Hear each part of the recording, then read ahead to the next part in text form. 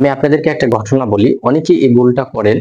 আমরা যখন সম্মিলিত কোনো মজমায় থাকি, অর্থাৎ এমন কোনো জায়গায় উপস্থিত থাকি যেখানে আমার পাশে আরো ৫ জন বা ৭ জন উপস্থিত আছে, তখন আমাদেরকে কিছু বিষয় মেনটেন করতে হয়। যে আমাদেরকে সবসময় খেয়াল করতে হয় যে আমার কোনো আচরণে যেন আমার পাশের মানুষটা কষ্ট না পায়।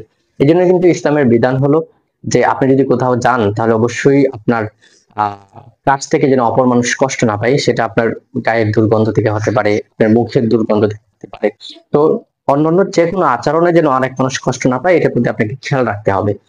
গত কয়েকদিন আগে আমি একটা বৈঠকে বসি, যেখানে প্রায় ১ থেকে ১৫০ জন মানুষ ছিল।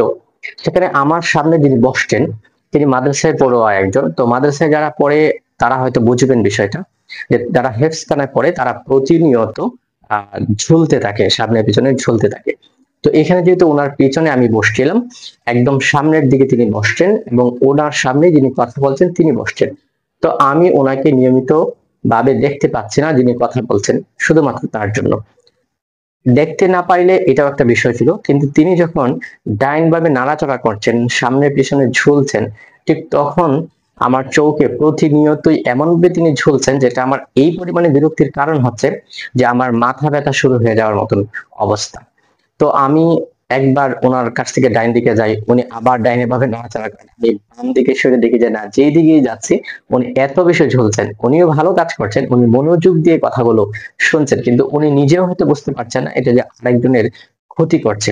এই জন্য ভাবলাম যে এই ভিডিওটির মাধ্যমে আপনাদেরকে এই জিনিসটা একটা মেসেজ দেই, যদি ৫ জন মানুষের ভিডিওটা দেখেন তাহলে যেন আপনারা এই বিষয়টা মেনে চলতে চেষ্টা করেন, যে আমরা যখন কোনো মজমায় থাকবো তখন এমন কোনো কাজ করবো না যেটা আরেকজন মানুষের বিরক্তির কারণ হতে পারে। উনি হয়তো মনোযোগ দিয়ে কথাগুলো শুনছিলেন বারবার ঝুলে, কিন্তু আসলে যেহেতু আপনার ডানে বামে পিছনে লোক আছে, তো আপনি যদি এইভাবে ঝুলেন বা নড়াচড়া করেন তাহলে স্বাভাবিকভাবে আপনার পিছনের মানুষটার চোখে আপনার নড়াচড়াটা একটা প্রতিবন্ধকতা সৃষ্টি করবে, এবং এই কথা শোনার প্রতি তার অমনোযোগিতার একটা কারণ হবে, এবং হতে পারে আমার মতোই ওই লোকটার জন্য খুবই একটা মারাত্মক বিরক্তিকর কারণ হবে আপনার এই আচরণটি। সুতরাং এই আচরণটি কেউ কখনো কোথাও করবেন না। এবং সেই সাথে আপনি যখন সামনের সারিতে বসবেন, আপনার পিছনে যারা আছে তারা যেন আপনার জন্য, এই আপনি যিনি কথা বলছেন তাকে দেখতে কোনো ধরনের প্রতিবন্ধকতার সৃষ্টি না হয়, যথাসম্ভব ওই জিনিসটা আপনাকে চেষ্টা করতে হবে এবং এমন কোনো আচরণ করা থেকে বিরত থাকতে হবে যে আচরণটি আপনার পিছনে বা মানুষগুলোকে কথা শুনতে অমনোযোগী সৃষ্টি করতে পারে। আসসালামু আলাইকুম ওয়া রাহমাতুল্লাহ।